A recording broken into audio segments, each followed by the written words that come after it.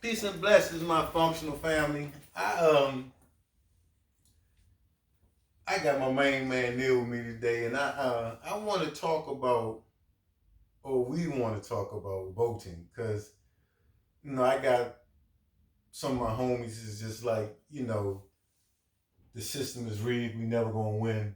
Why vote? I don't care what happened.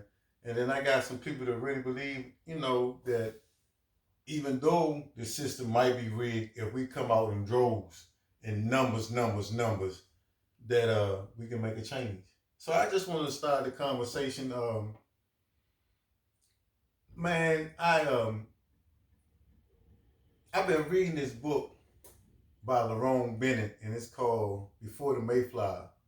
And he talks about after the Civil War, after supposedly President Lincoln let everybody, let the slaves free, how they was, they was voting, and they was voting people black people into Congress. We had mayors. That was a Reconstruction. That was a Reconstruction period. And that, man, we was really doing well. Mm-hmm. And then, the white supremacists, they was like, hey, this ain't gonna work. Mm-mm. So the first thing they did was they came up with the Ku Klux Klans. Mm-hmm. And when the black people go to vote, they was beating them, killing them, and this and that. But the second thing they did was they started coming up with all these laws like the black codes. The black codes, you had to pay a tax if you wanted to vote. You had to be able to read a part of the Constitution and then define what it meant. Mm-hmm. They just started playing real dirty pool with us. And for that reason alone, because I know how they treated our ancestors, that's one of the reasons that I want to vote. And the second reason I want to vote is before Marion Barry, man. Like, I feel like he did so much to change Washington, D.C. And I was sitting right there with a ringside view to watch him do this stuff. And after his first election, of course they didn't want him in there no more. But we was voting, and so, man, we was so strong in the votes that they couldn't stop him. Even if they wanted to steal it. Let me tell you something. Man, I'm listening. I've never voted. Mm-hmm. And I just put that out. So what's that? My confessional. And I don't like to. I ain't never voted. I never even thought about it because I feel like the system, like, it is what it is. Yes. It's created for a certain segment of people. But when you talked about Marion Barry, I was like, yeah, I got to vote now because I remember Marion Barry created the wealthiest black middle class in the country. Man, they say he tell me about the contracts where he was. When he first got in office, it was 97% white contractors and 3% black contractors. And the 80%. In the 80% city. Yes, 80% black 80% city. Black city. Yeah, 85% black city. Yeah.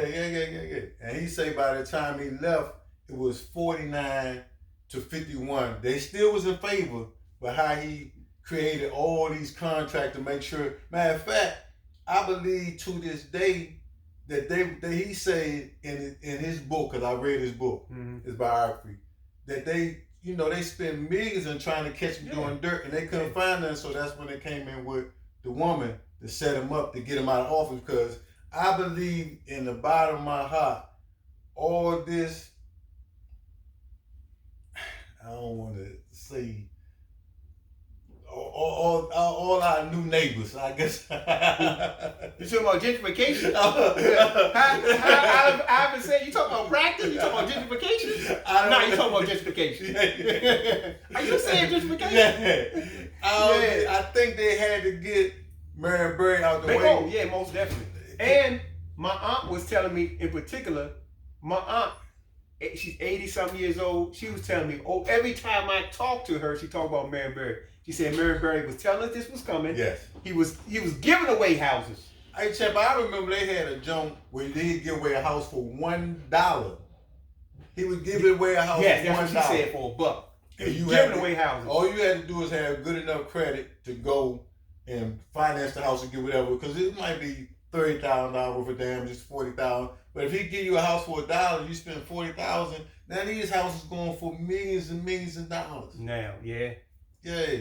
So that's one thing that I always like to stress, because a lot of people and some people from now outside of DC might look at this and say, because when I go to other places around the world, they're like, "Oh, Marion Barry, he was the one on crack." No, Marion Barry was probably the most intellectually, he's probably the most educated mayor ever. Tell him what he was getting. He was getting a PhD in chemistry. In chemistry. Not in chemistry. In what is it, like football or like, you know, not no fluke joint, like getting in poetry. Chemistry is one of the hardest subjects. So to get your PhD, you gotta have your bachelor's, you gotta have your master's. PhD means you can ready to be a doctor.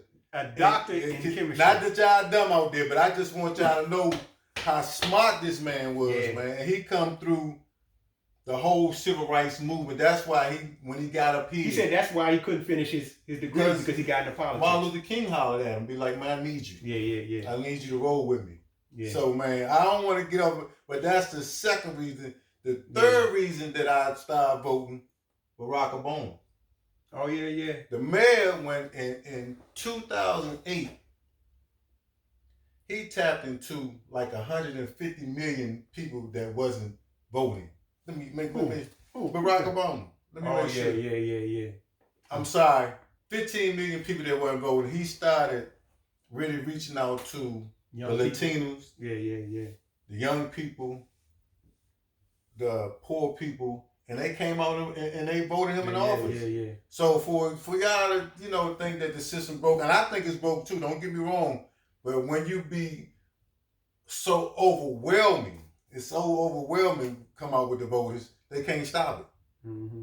Yeah, he created 15 million more votes than before. Man, that's wow. And my fourth reason for starting to vote, I went to court one day. So if you're not registered to vote, you can't be, you know, you can't go to court. And I was a jury member, and when I went, they select me. And when I went to court, the first thing I see, I'm on this case with this black dude, and the police, they run him down. He supposed to have his gun on him, but he don't have the gun on him. They find a gun 4 or 5 blocks away, but he on the telephone with his girlfriend saying, the gun they got, you know, you the way the gun is, you can't pick fingerprints off of it, so I know I'm gonna beat the case. So they got that, but that's the only thing they got him saying. But they don't find a gun on him. They don't find him near the gun, and I just and no prints on him. No prints on him, none of that. Well, he got to beat the case. It was the other people in there saying nah, but he said this. Man. So I think I just want to say I think it's very important that you know. Not only do we vote, man, start going to jury duty, man, because you might be able to go help somebody, man. Yeah. You start going to jury duty. I used to hate it. They send me the mail. I say, but man, my mother was talking to me about it, and I say, man, I'm gonna start going. I'm glad you hit me to that too, because I used to be like, man, because of my interactions with the police, I feel that I would be a biased witness. Be biased. Shit. Why not? You think they ain't biased? Yes, sir. He isn't. Be biased. We need something. What? No, I don't think so. We caught him. I'm jury. Why not? We need some help. What my man used to have that drink? It wasn't me. I saw you in the shower. It wasn't me. We would never, ever, ever, ever break even. Yeah. We would never break even. Yeah. That's why with OJ, I was like, he innocent. I might be wrong. With it. If the glove don't fit, you must quit. Yeah, I still don't, man. Yeah, you know. But anyway, I ain't going there. And so I just feel like I said again, man, you know, we should go out and vote. And like I said, I got a lot of brothers that tell me, well, man, you know, Biden was with that 3-strike zone, and Kamala Harris, you know, she was a judge sending us to jail and this and that. But I think for me, that's what judges do, though. Right? That was if you. I want to be clear. Yeah. You know, a lot of people mad about. Man, I know jokers like really mad with her about that, but that's what judges do. If you get in front of them. What's the name of it, though? Because I thought it was called the judge. Yeah. I thought they didn't want to give you a sentence. Yeah. Oh, okay. That's what they do. Yeah, that's what they do. For me, I just think it's just a lesser of two evils, man. I just think that, man, I feel like Trump is out of control. And I feel like I know what I'm getting with him. Let me just try something different. Yeah. That's just my opinion. Yeah. I ain't trying to make nobody vote. That's just my opinion. And you got something else you want to say? Because I'm pretty much through, Jim. Man, I think the proof is in the pudding, man. And so, you make the call. Like your man Big G said. Make the call. You make the vote call. Vote for that joke. You might shake your hand and get you COVID. Keep running. Thank you. Man, you the one who seen the, what was it, when they was violent, when they was talking to each other. You seen debate, you seen all this tax records, you seen all this stuff, so. But you know what was crazy, Champ? Like, when he first, a lot of people thought it was for Hillary Clinton, it was a shoo-in. Man, people love this joker, man. Yeah, they did. They sure man, he was dressed right up here at the hospital up here, man. All them people's outside. Man, all the Walter Reed, people outside. And like this joker's a rock star or something, man. They love him. Yeah. And they love him. I just think he kind of like, I think we always lived in, a racist society, but I think he kind of just like woke. You know, I know this might sound strange, but I thought I wasn't mad because to me, it's just to show you where we at. Man. So you don't have to be, what they say, you don't have to second guess. Yeah. Now you know where you at. Like, it's just the wolf, not the sheep clothing. The wolf is straight there. And his fangs and everything. So, a lot of times, a lot of things that happen to us, like Clinton in particular. Clinton was one of the main protagonists that created the prison industrials. Yeah. And man, and that man was on Arsenio singing and jamming. And that's the funny thing, because everybody was like, he the first black president. He come on there with the sunshine. Man, rocked us to sleep. Yeah. Man. So this, to me, he was with Biden with that 3-strike zone. He the one. What? He created him and his wife created the super predator. Yeah. Locked these jokers up for life. Yeah. But all the time, you ain't say about the how much money these people was making off the prison. Yeah. That they had a quota. Yeah. And you gotta get these people. Yeah. You getting locked up for 40 years for a nonviolent crime. That don't make no sense. Man. And then here you will have an eighth of crack and do 27 years. Man. And got five. I want to say he might have 5 tons of powder. And do 3 months.